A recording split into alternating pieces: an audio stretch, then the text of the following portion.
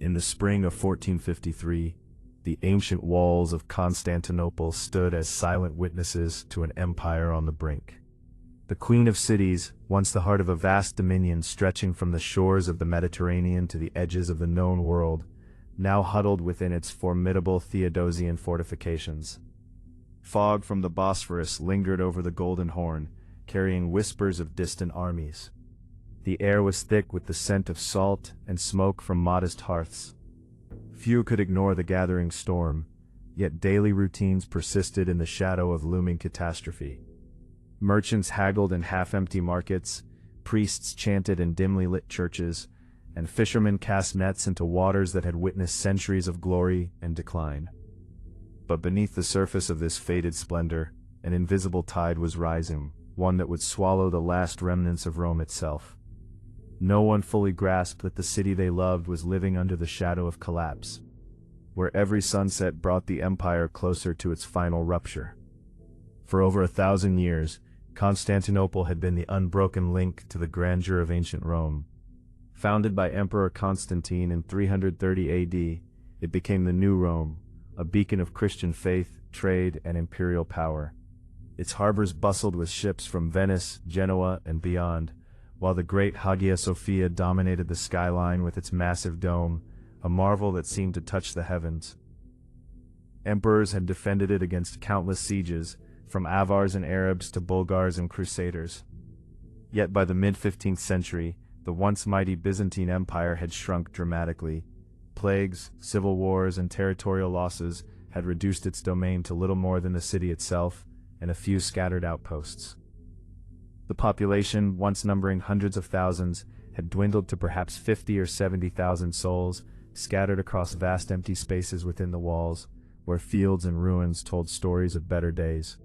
The empire's glory lingered in memory and marble, but its strength had eroded like the stones of its ancient aqueducts. Life within the city continued with a fragile rhythm that masked deeper fractures.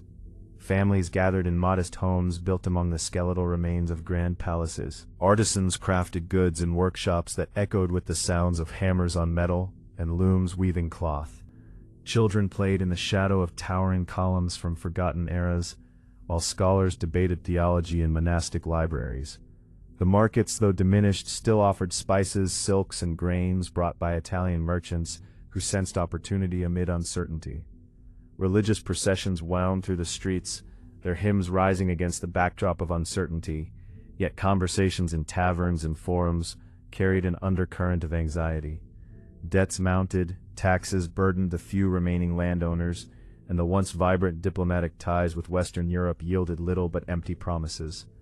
The daily grind felt normal, almost comforting, but it was a routine sustained on borrowed time, where the weight of history pressed heavily on every soul. Early warning signs flickered like distant lightning on the horizon, invisible to many, yet unmistakable to those who looked closely. Ottoman forces under ambitious young Sultan Mehmed II had already conquered surrounding territories, tightening the noose around the city. Byzantine emperors had appealed desperately to the West for aid, but the response was lukewarm at best, hampered by religious schisms and political rivalries. Internally, the empire suffered from factionalism, with powerful families prioritizing personal gain over collective defense. Economic decline meant fewer soldiers could be paid or equipped. The grand Theodosian walls, engineering marvels that had repelled invaders for centuries, now faced a new threat: gunpowder artillery. Reports of massive cannons being cast in Ottoman foundries reached the city, dismissed by some as exaggerations. Plague scars from earlier decades still haunted demographics, leaving neighborhoods eerily quiet. These were not dramatic explosions but quiet erosions, cracks in the foundation that few dared to acknowledge fully. The collapse did not begin with chaos. It began quietly, in the slow unraveling of alliances, resources, and resolve. As months turned to weeks, rising tension gripped the city like an invisible hand. Scouts brought tales of an enormous Ottoman host assembling, numbering tens of thousands, equipped with the latest siege engines. Emperor Constantine XI Palaiologos worked feverishly to bolster defenses, repairing walls and appealing once more for reinforcements that arrived in pitifully small numbers. Venetian and Genoese sailors offered their ships and expertise. but underlying distrust simmered between Byzantine Greeks and Latin allies. Inside the walls, food stores were inventoried, civilians trained in basic defense, and churches filled with prayers for deliverance. The Bosphorus winds carried the distant clamor of Ottoman preparations across the water. Nights grew restless with rumors and fear. Merchants hoarded goods, families debated evacuation, and the elite debated surrender or resistance. The system strained under pressures both external and internal, where every decision carried the potential to hasten the end. Yet hope persisted, anchored in the city's legendary resilience and faith in divine protection. But no one understood what was coming next. Key decisions and mounting pressures defined the final prelude. Constantine XI chose defiance, rejecting Mehmed's offers of surrender in exchange for peace. He placed his trust in the impregnable walls and a small but determined force of around 7,000 defenders, against an Ottoman army perhaps 10 times larger. Western aid proved disappointing, with only a handful of ships and volunteers arriving. Internal debates raged over whether to seek union with the Roman Catholic Church for support, a move that alienated many Orthodox faithful. Logistical challenges mounted, supplying the city, maintaining morale among a population already weary from decades of decline.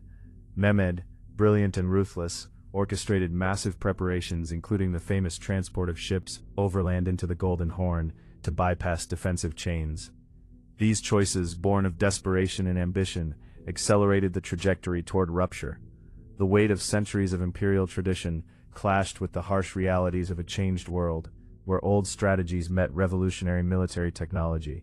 By the time the signs became clear, it was already too late for reversal. The moment the system began to fail arrived with thunderous force. On April 6, 1453, Ottoman cannons, including the colossal basilica, unleashed a barrage that shook the ancient walls day and night. The ground trembled under relentless bombardment, sending clouds of dust and debris into the air.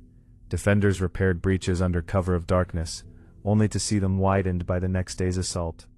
Waves of Ottoman troops hurled themselves against the fortifications, met by determined resistance from Genoese captain Giovanni Giustiniani and his men.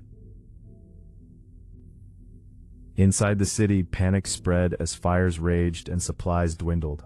The Golden Horn chain held initially, but Ottoman ingenuity overcame it. Exhaustion set in among the outnumbered defenders, while the Sultan's forces maintained relentless pressure. Cracks appeared not just in stone, but in the unity of the besieged.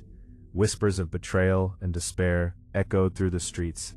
The once unbreakable defenses began to yield, signaling that the long shadow of collapse had finally engulfed the city. The fall was not instantaneous, but a grinding process of attrition that exposed every underlying weakness. Human consequences unfolded with horrifying immediacy as the defenses crumbled on May 29th. Ottoman troops poured through a breached section near the Blascherny walls, overwhelming exhausted defenders in brutal street fighting. Chaos erupted as screams filled the air, mingled with the clash of weapons and the roar of victory from the attackers. Homes were ransacked, families torn apart, and countless citizens killed or enslaved. The great Hagia Sophia, where many had sought refuge, became a sight of horror as invaders claimed their spoils. Women and children suffered unspeakable fates, while soldiers and civilians alike faced the sword or chains. Emperor Constantine XI reportedly died fighting in the melee, his body lost among the fallen. Plunder continued for days, with treasures, relics, and people carted away. The vibrant, if diminished, community that had endured for centuries dissolved into lamentations and separation. The social fabric, already frayed, tore completely under the weight of conquer and survival. In the aftermath, the long-term historical impact reshaped the world in profound ways. The fall of Constantinople marked the definitive end of the Byzantine Empire, the last direct continuation of ancient Rome. It severed a millennium of Roman legacy in the East, sending shockwaves through Europe. Ottoman control transformed the city into Istanbul, capital of a rising empire that would dominate the region for centuries. Trade routes shifted, accelerating European exploration for new paths to the east. Intellectual refugees carrying classical knowledge fled westward, contributing to the Renaissance. The event symbolized the triumph of a new power and the close of the Middle Ages. Churches became mosques, and the city's skyline evolved under Islamic architecture. Yet echoes of its Byzantine past lingered in its walls, its name, and its enduring mystique.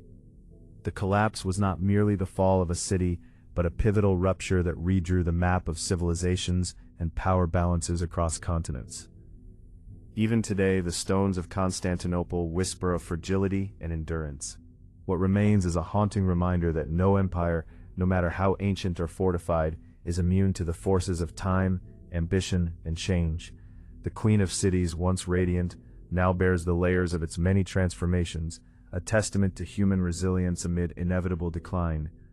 Those who walked its streets in 1453 could not foresee how their struggle would echo through history, influencing cultures, faiths, and nations far beyond their walls. In the silence that follows great falls, one senses the eternal cycle: rise, flourish, warn, strain, and rupture. The shadow that fell over Constantinople serves as a mirror for all societies living with unseen pressures, where daily life masks the gathering forces that may one day overwhelm. Its story endures not as mere tragedy, but as a profound lesson in the quiet processes that precede irreversible change, urging reflection on the thin line between stability and collapse.